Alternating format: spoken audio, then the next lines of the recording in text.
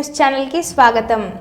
కాకినాడ జిల్లా ప్రతిపాడు నియోజకవర్గం రౌతులపూడి మండలం గుమ్మరహిమిల గ్రామంలో సర్పంచ్ రాపర్తి రామకృష్ణ ఆధ్వర్యంలో మాజీ మంత్రి ముద్రగడ పద్మనాభం ఇంటిపై దాడిని ఖండిస్తూ విలేకరుల సమావేశాన్ని నిర్వహించారు.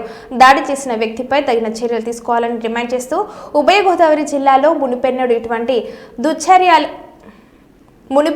ఇటువంటి దుర్చర్యాలకు పాల్పడే ధైర్యం ఎవరు చేయలేదని, భవిష్యత్తులో ఇటువంటి దాడులకు కారణమైన వారు తగిన మూల్యం చెల్లించుకుంటారని తెలిపారు. ప్రజాస్వామ్య వ్యవస్థలో ఇటువంటి దాడులు మంచిది కాదని, పార్టీ ప్రతినిధులపై జరిగే ఈ దాడుల వల్ల భవిష్యత్తులో దారుణమైన పరిణామాలు ఎదుర్కోవాల్సి వస్తుందని పలువురు వైసీపీ నాయకులు ఈ సందర్భంగా తెలియజేశారు.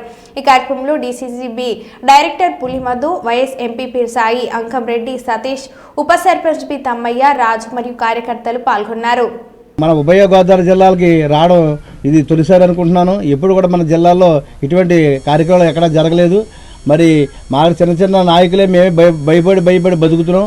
అలాంటి నాయకుడి ఇంటికి వెళ్ళి అలాంటి దౌర్జన్యం చేసేటంటే ఆ జనసేన నాయకుడిని ముందు అరెస్ట్ చేసి మరి మాకు భయం లేకుండా రేపొద్దున మేము కూడా సమాజంలో తిరిగేలాగా, రోడ్డు మీద తిరిగేలా ఉండాలంటే మేము అటువంటి వ్యక్తిని, అలా జనసేన నాయకుడిన కుర్రోడిని అరెస్ట్ చేసి మాకు న్యాయం చేయాలని కోరుకుంటూ ఇటువంటి ఖండంలో మన దురదృష్టకరమైన ఈ కార్యక్రమాలు ఎప్పుడు కూడా జరగలేదు.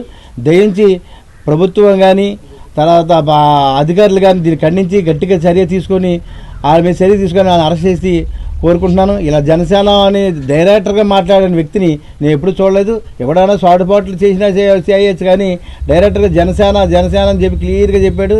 తాతని బయటికి రమ్మన్నాడు. ఎంత దురదృష్టం ఏంటంటే మరి ఆయనకి